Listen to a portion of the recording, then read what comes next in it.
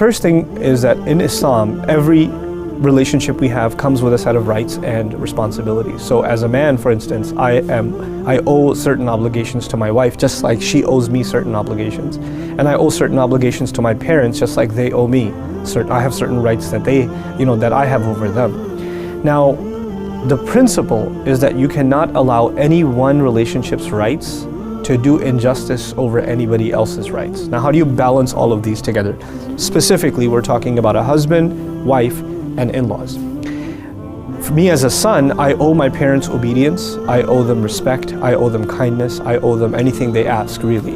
Unless it's outside of the fold of Islam or they're asking me to disobey Allah, I really should not have any qualms in obeying them in every matter. However, my wife owes them respect, owes them, common courtesy, but does not owe them obedience. And me expecting from my wife to serve my parents is actually an injustice on my wife. She owes her own parents service. She has parents of her own. These are not her parents, these are your parents. As a matter of fact, the ties of blood are different from the ties of marriage. And so to expect from the wife to serve your parents as a husband is actually a form of injustice. And this is not something Islamically allowed. And it's not something, as a matter of fact, it's not even something sanctioned by Islam. So some people say, well, you have to obey your husband no matter what he says. That's not entirely true either. We don't obey any human being with that disclaimer, no matter what they say. I can't even obey my parents no matter what they say. If my dad was telling me to take a student loan with interest in it, I wouldn't take it. I can't. It's disobedience to Allah. I'm not going to do it. And as a matter of fact, sometimes you have to even disobey your parents out of respect if they're being unreasonable. It has to happen sometimes. If your father's asking you to take a loan, even if it's not an interest-based loan, or he's asking you to go into a business which you know is going to sink, you absolutely guaranteed it's not going to fly, but he wants you to take all of your life savings and put them in that business. You not listening to your dad in that situation is not disobedience to your father. That's not how that works.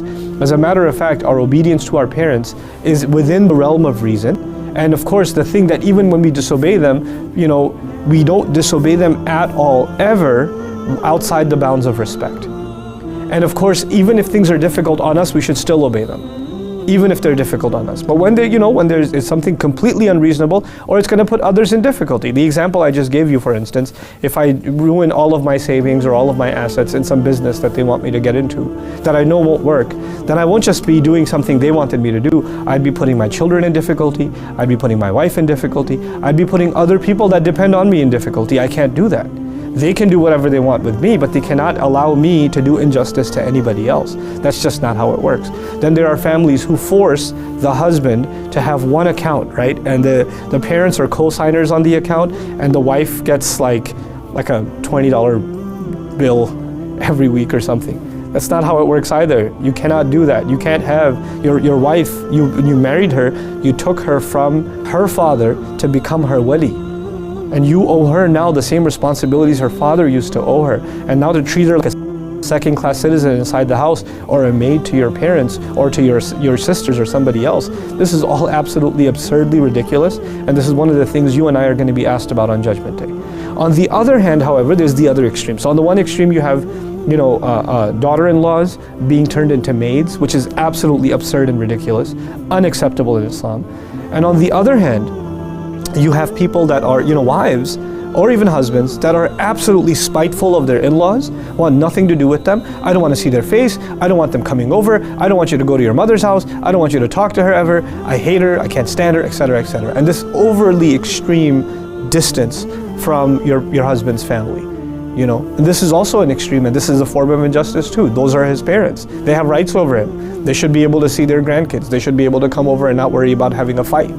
Or you visibly looking upset at their presence. This is injustice now on your part, because out of love of your husband, at the very least, you should be showing courtesy to his family. Courtesy and respect, that's all.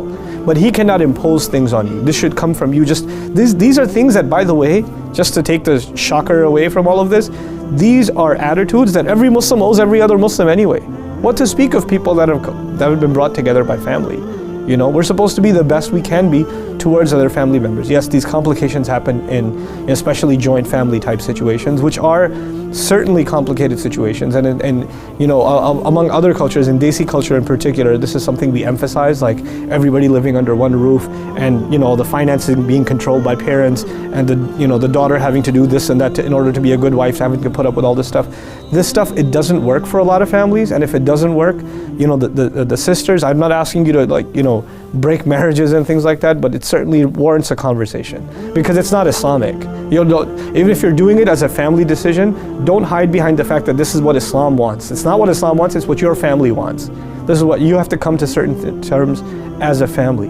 Allah Azza wa Jal, ثُمَّ لَتُسْأَلُنَّ يَوْمَئِذٍ عَنِ النَّعِيمِ. You are going to be asked about all good blessings you enjoyed. And the wife I have, the children I have, the parents I have, you know, all of these are blessings I enjoy, and I better do right by them. So I pray that this, you know, helps alleviate at least some of the concern that this has to do with Islam. It really doesn't. It has to do with cultural practices and treatment of women in certain ways that really the Quran, the Book of Allah, does not justify. The Sunnah of the Prophet ﷺ absolutely does not justify.